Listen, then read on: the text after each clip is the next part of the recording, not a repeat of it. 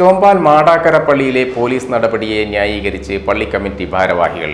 Committee ഭാരവാഹികൾ ആവശ്യപ്പെട്ട പ്രകാരമാണ് പോലീസുകാർ പള്ളിയിൽ എത്തിച്ചേർന്നതെന്ന് പള്ളി കമ്മിറ്റി ഭാരവാഹികൾ വാർത്താസമ്മേളനത്തിൽ പറഞ്ഞു. ഒരു ആരാധനാ ക്രമങ്ങൾക്കും അതിൻ്റെ ഒരു സംഘടനത്തിനും വഴിയൊരുങ്ങുന്ന സാഹചര്യത്തിൽ ഒരു പള്ളി പരിപാലിക്കേണ്ട ഉത്തരവാദിത്വം ഞങ്ങൾക്ക് ഉള്ളതുകൊണ്ടും അതുമാത്രമല്ല അനുരഞ്ജന ശ്രമങ്ങൾ വളരെയധികം ഞങ്ങളുടെ ഭാഗത്തു നിന്നും നിയമപാലകത്തു നിന്നും നടത്തിയിട്ട് കൂടി അംഗീകരിക്കാത്ത ഒരു സാഹചര്യത്തിലാണ് ഞങ്ങൾ പോലീസിനെ ഞങ്ങൾ സഹായം വേണ്ടി അഭ്യർത്ഥിച്ചത്.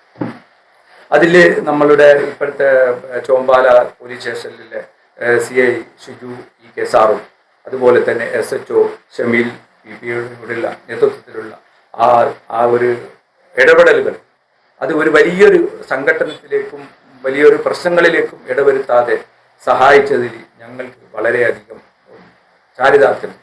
അങ്ങനെ ഒരു സാഹചര്യം ഞങ്ങൾ അവിടെ ഉണ്ടാക്കിയിട്ടില്ലായിരുന്നുവെങ്കിൽ ഇന്ന് ഇങ്ങനെയൊന്നും ആയിരുന്നില്ല. ഞങ്ങൾ വാർത്താ സമ്മേളനം വിളിക്കേണ്ടി വരേണ്ട ആവശ്യങ്ങളൊന്നും വരുമായിരുന്നില്ല. അത്രയ്ക്ക് സങ്കീർണമായ ഒരു സാഹചര്യത്തിലാണ് ഞങ്ങൾ എന്ത് ചെയ്തിരിക്കുന്നത്.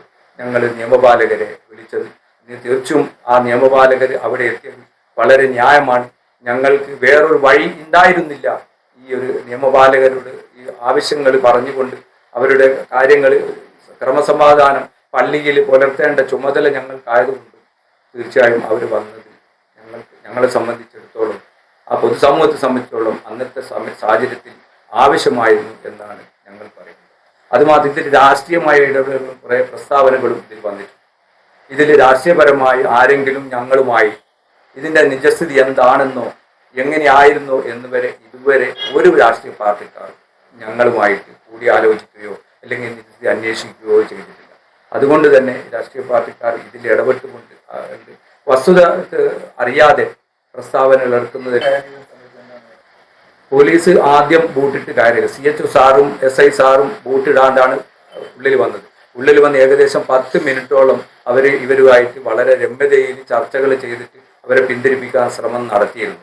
പക്ഷേ ശ്രമം നടന്നുകൊണ്ടിരിക്കുമ്പോൾ അതിരുവിട്ടു പ്രശ്നങ്ങളായപ്പോൾ പെട്ടെന്ന് ഫോഴ്സ് ഓടിക്കയറിയതാണ്.